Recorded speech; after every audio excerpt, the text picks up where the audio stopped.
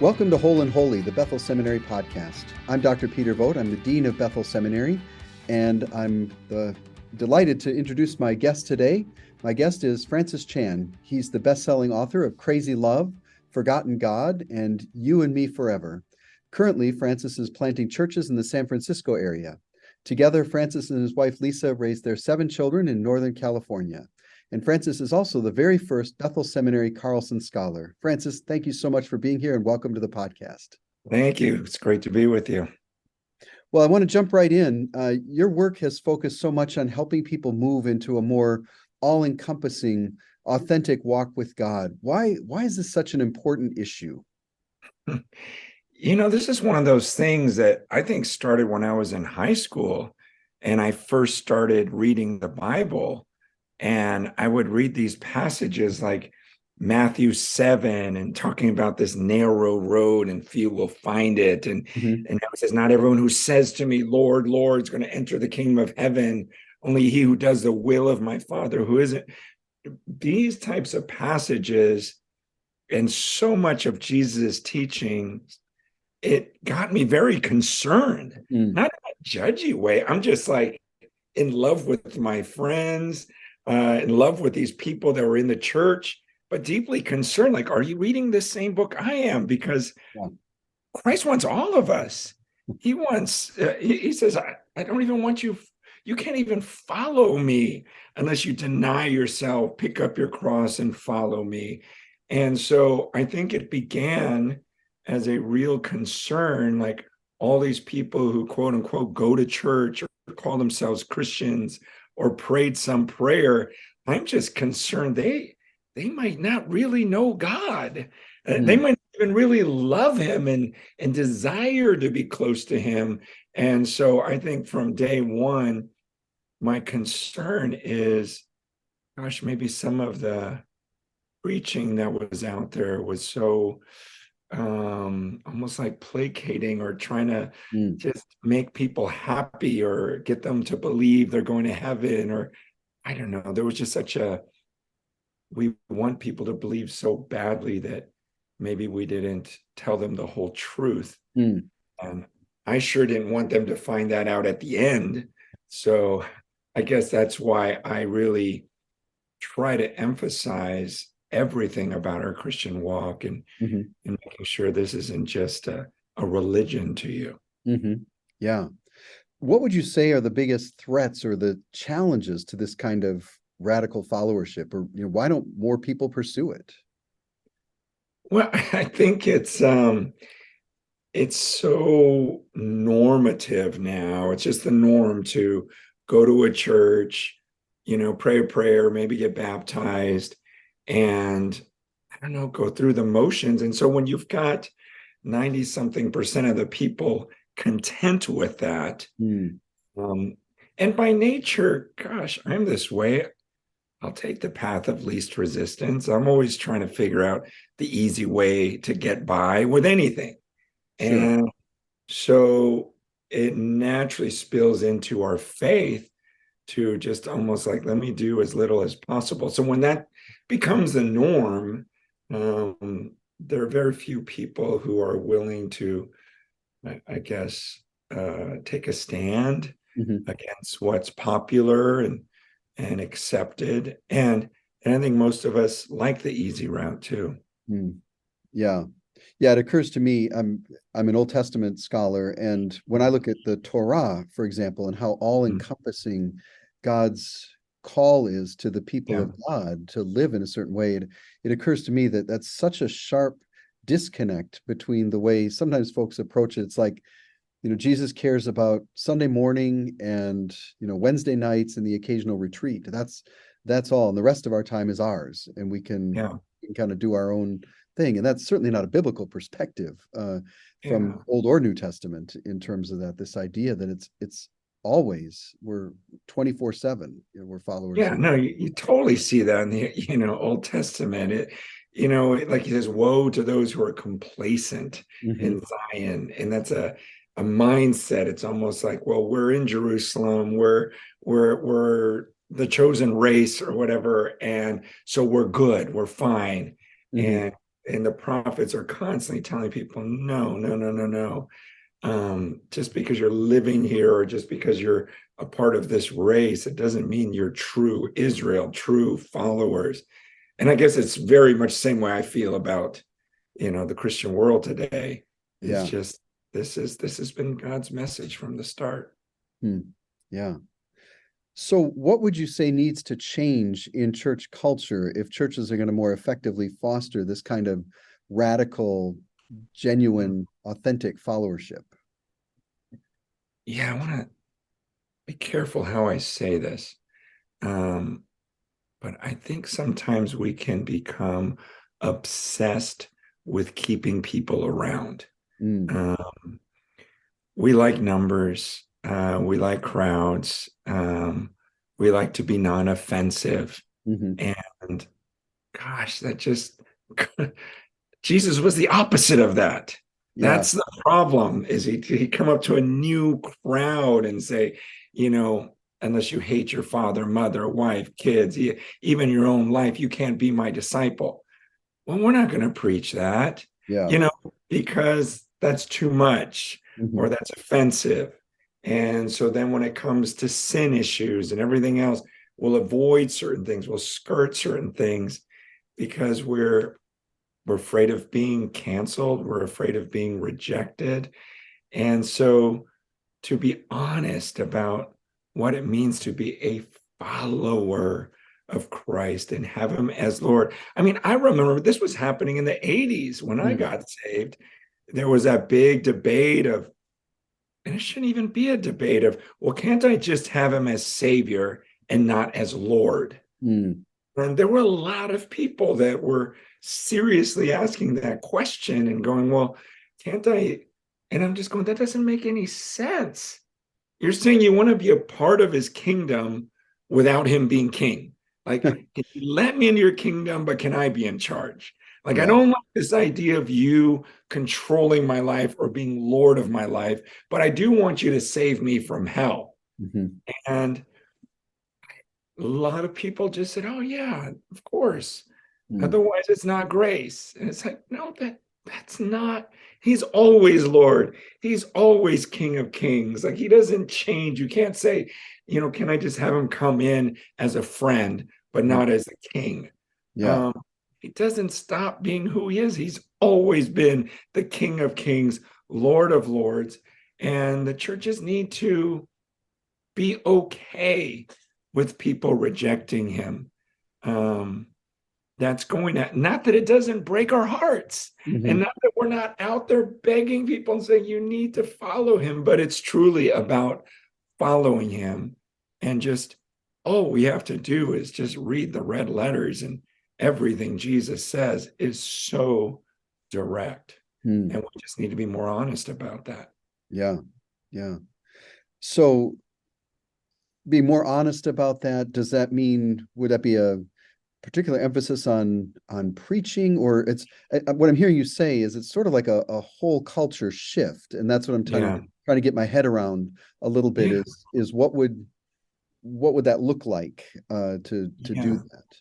Well, I mean, it's not just preachers, it's everyone. Mm, We're in such a time where people are overvaluing feelings hmm to where the word of God takes second place. hmm And there's times, and it actually, I believe it needs to be in the preaching, but I believe it's more in relationships where we're honest with people, hmm telling them when, hey, this is sinful behavior. I mean, there have been times in my life, and it's been awful, but I'll look at like First Corinthians 5, and it'll talk you know, about the immoral brother, and he just talks about uh, expelling. Let me just read from it.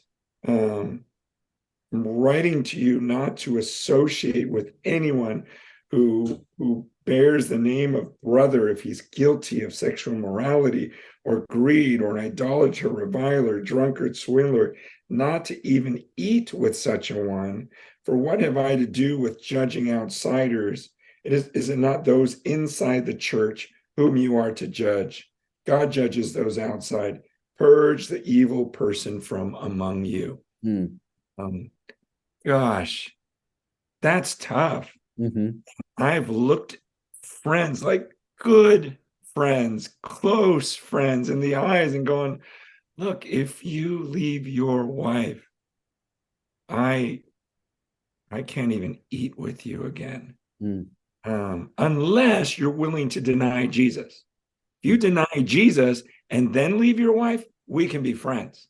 Mm. But according to scripture, if you call yourself a follower of Jesus, call yourself a brother, yet continue in on this immorality, where I can't be, I'm beholden to the scriptures, and I'm begging you, get right with the Lord. Like Hmm. those types of discussions, rather than putting your arm around someone and go, yeah, I know. Mm. Yeah, she's terrible. And I probably would have left her too. God's forgiving. And it's Yeah. like, ah, come on, you guys.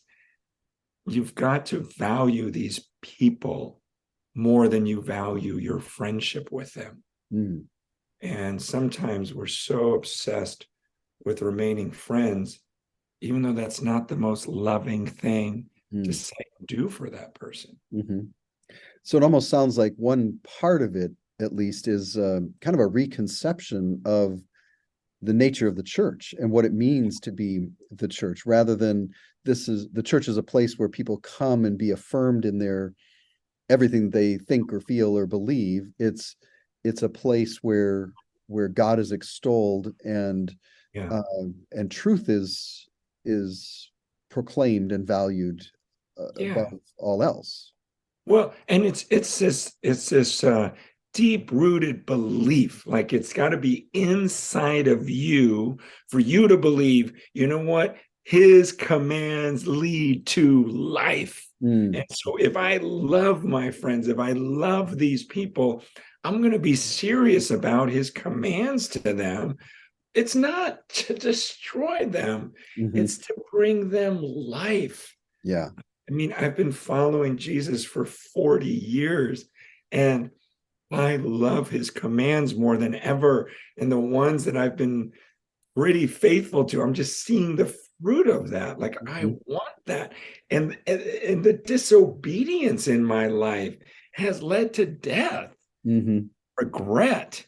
And so, if I really believe in these things, then there's a compassionate, loving way to put my arm around someone and say, I understand this is tough, but I am telling you, God doesn't approve of this, and it's not going to lead you to life.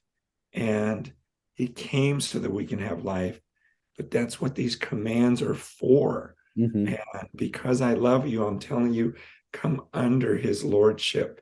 It's the same thing from the very beginning of Hmm. Adam and Eve. Hmm. And it's the same thing. I know things will look pleasing to the eye, but the point is, it leads to separation from God.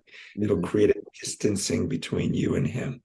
I know it's appealing to the eye, and it's going to taste good. And you're going to ask yourself, well, did God really say? And you'll find teachers to tell you, well, it's questionable, like, but you've got to know you're wanting that to be true. Hmm. And so it's just loving warning, and it takes some boldness. Hmm. Yeah. It occurs to me, you talk about the commandments. I'm thinking of Psalm 119, where it talks about, I walk about in freedom because I obey your precepts. And we're used to thinking of law instruction that God gives as um, this burdensome sort of a thing, but it's Yeah. to bring about freedom. It's to bring about life, as you say, Yeah. not Yeah. bondage, not sort of. Yeah. I tell people, I used to live on this cliff. It's like 1,000-foot cliff that, falls into the ocean, or, you'd hit some rocks first, but, and it's in like the foggiest city in America, Daly City. But I tell people, I let my kids roam free in the backyard because I built a fence. And it's a good fence. Yeah. Without that fence, I'd never let them in the backyard. Mm. It's like, go, be free, have fun. Just Yeah. don't that fence, or you're dead. But it's that same idea of it was a good thing, and these commands are good, and there's Yeah. so much room and pleasure and freedom within those boundaries. Mhm. Well, yeah, and I think we forget sometimes that God as the creator Mm, gives us and Father, I mean, he gives us these instructions yeah, for our good because he loves us and because he knows us. He yeah, knows better than we do what is best for us. And we substitute our judgment so often for God's and say we know better. yeah, We know what's gonna be best for us in this situation. It's yeah. incredible. Amen. Yeah. Yeah, we just have to bring back that life and joy. I mean, that's the thing. Like at my wife and I were going to celebrate 30 years this year. 7 kids, 4 grandkids. Um, and at our 25-year anniversary, she looks at me at dinner and goes, "Do you know anyone happier than us?" Mm, Because that is like the greatest question to hear from your wife at your 25-year anniversary. yes. And Yeah. for me to say, honestly, I don't know of anyone. And for her to answer, I keep thinking I'm going to meet someone more blessed than we are. And I haven't found them yet. And I go, I'm with you. Like, I'm not telling you these horrible restrictions and, oh, it's so rough having Christ as Lord. Um, it really leads to life. And that's not just the good times, it's everything, all the pain and heartache we've been through, um, good times, bad times, but ultimately I'm so full. I'm Mm, so full.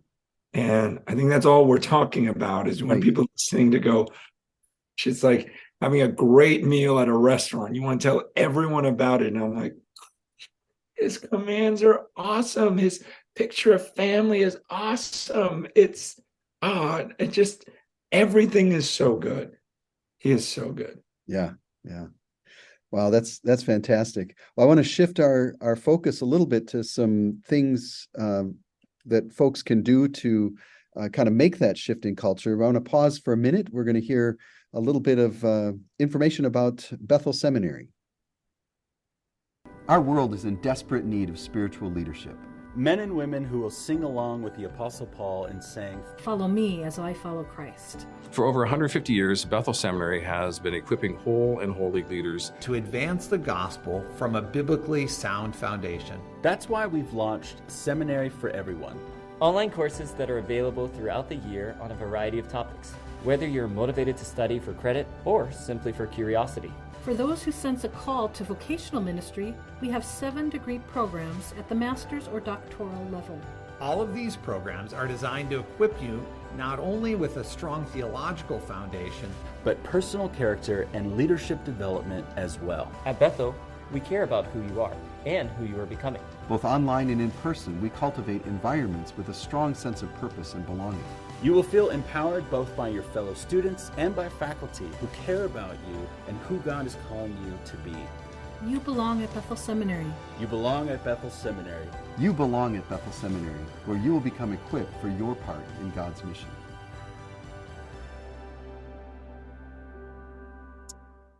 Okay, we're back, and we've been talking about kind of this church culture and what needs to change. I want to just shift a little bit to kind of that practical side of things. Do you have advice for our listeners, many of whom are pastors and church leaders? What advice might you have for them? How can they, in kind of practical ways, begin to foster this church culture that leads to this kind of authenticity? That's a great question, and I think most people, myself included, we can kind of dream big and say, well, the church needs to do this, or maybe I can change the church. And I would encourage people, like, don't think like that so much. First, look at yourself, and go, what? Because you're probably not going to change the church. But no one's stopping you from deep discipleship. No one is stopping you from living a life that is clearly sold out for Christ. No one stops you from getting up early, on your face in the presence of God, in his word, just adoring him. And no one stops you from going out and sharing the gospel and being rejected. No one stops you from selling your possessions and giving them to people that you know that are right in front of you. No one's stopping you from downsizing, selling some of your possessions. I don't need all this stuff. And then living that lifestyle in front of people. Not to be showy, but I'm just saying, let's quit being so private. When I look back at life right now, our greatest, I don't know what you want to call it, triumphs, victories, excitement, it's in the lives of the people who actually lived with us. Lisa and I have always had our house open. A couple of gals living there right now. It's just, there's always people coming through and living with us and seeing our lives. And that's very important to me, because someone did that for me when I was 18. I'd never seen a Christian family, and not people who live by faith.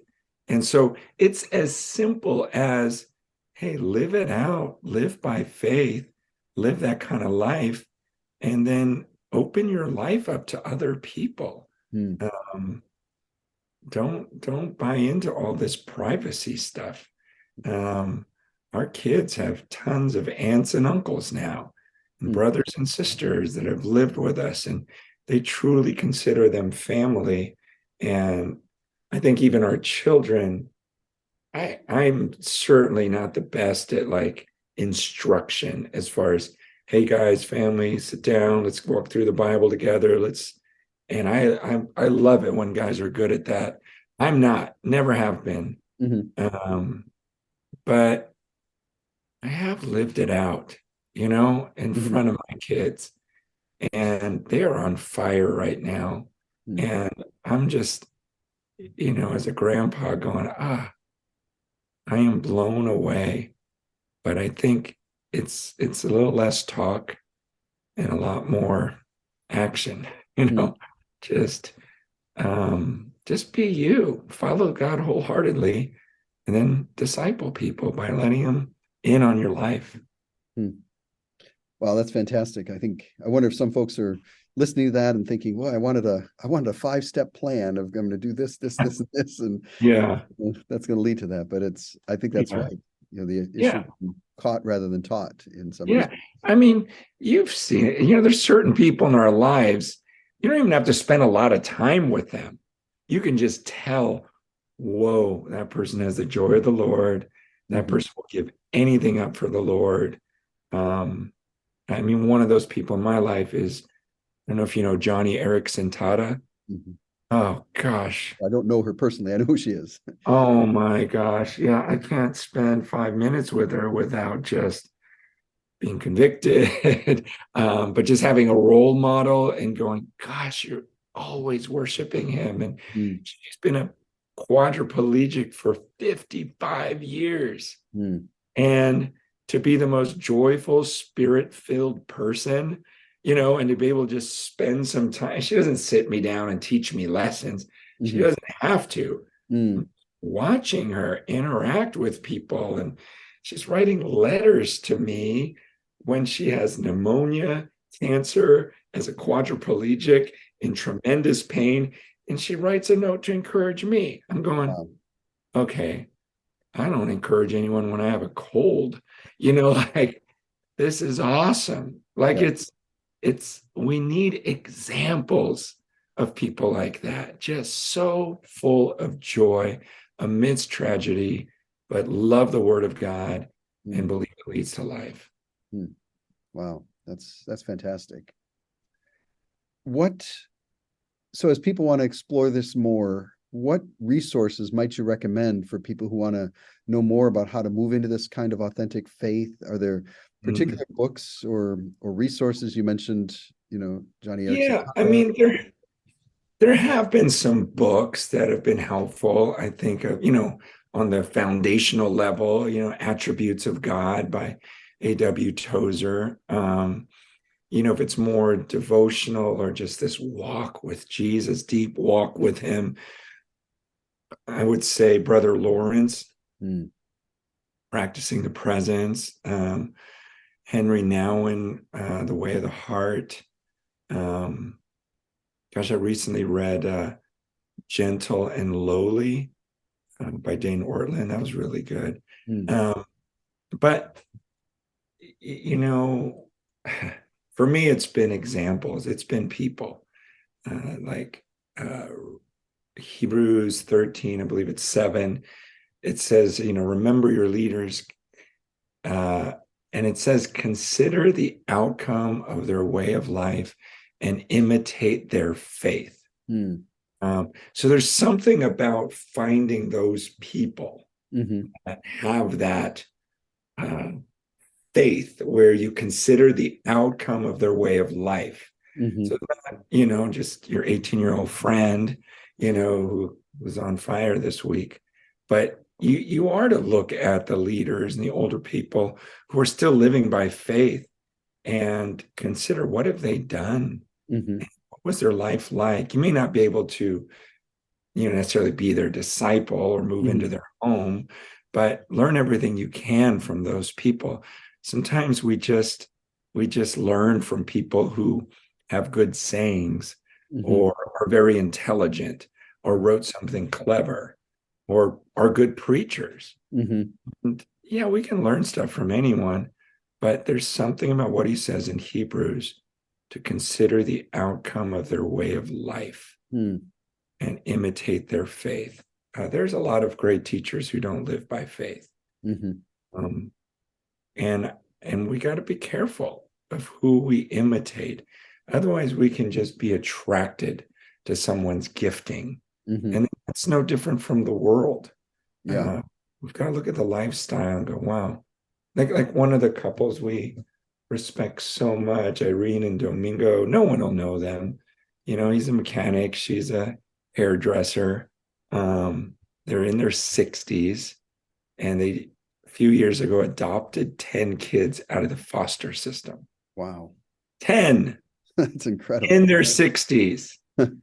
And it is hard. And they've had foster kids their whole lives that they've adopted. Tragic stories. Most, many of them not walking with the Lord. And yet they keep going. They keep doing it. And I need to see people like that in my life. And so it's not necessarily looking for these big name people, but just finding those godly older men and women that I'm just so grateful for. I think of even right now, Lauren Cunningham, who started YWAM 60-something years ago. It's in his last days. And just faithfulness, looking at he and his wife, Dar. Forget it's been 60-something years that they have been leading youth with a mission. And it's like, I want to know everything he's saying at the end of his life. The first time I met them, I was in Kona and I'm like, honey, I need to fly you out here. We need to meet with these guys. This is who I want to be when we are older. It's rare to be able to say that. And so I would encourage anyone listening, if you know someone like that, make every effort to, watch everything that they've, if it's online or whatever, look for the example and not just the gifting. That's great. Well, as I look at the clock, I realize our time is almost up. Is there anything else you want to leave our listeners with? Any last thoughts or advice or just exhortation for our listeners? This has been fantastic. Oh, thanks. I would say two things that have been big in my life. The fear of the Lord is the beginning of wisdom. Until you understand who you are in relation to this holy God that you can't even look at right now in your flesh, or you would die, because he dwells in unapproachable light and is surrounded by these heavenly beings praising him and is determining whether you are living another day. So you understand that gap, forget everything else, understand the fear of the Lord. And then once you get there, then you begin to understand, wow, he's a God of grace. Hebrews 4, and we can, with confidence, approach his throne of grace to find mercy and to receive grace in our time of need. That's got to come from inside, though. You can't just wait till someone teaches you enough and then you kind of get in your head. There's got to be something inside of you that longs for him and wants to know the truth about him. Like Philippians 2 says, it's he who works in you both to will and to work. So hopefully that's in you, and you go, you know what? I want to understand this God more, and I want to know him more. So yeah, I pray that's really in you, because no one can talk you into these things. That's great. Well, Francis, thank you so much for taking the time and being a part of this episode. It's been just a great conversation, and I'm sure our listeners are blessed by that. Thank you so much. Thank you. Thank you for listening to Whole and Holy, the Bethel Seminary podcast. If you have comments or feedback on this or any other episode, or you have suggestions for future episodes, please feel free to email us at whole-and-holy@bethel.edu. Once again, that's whole-and-holy@bethel.edu. Again, thanks for listening, and God bless you. Thank you for listening to Whole and Holy. This podcast is a production of Bethel Seminary in collaboration with Bethel University's Office of Church Relations. Please share your feedback with us, including ideas you'd like to see in future episodes, by emailing us at wholeandholy@bethel.edu. Once again, that address is wholeandholy@bethel.edu. And don't forget to subscribe to this podcast at iTunes, Stitcher, or wherever you get your podcasts.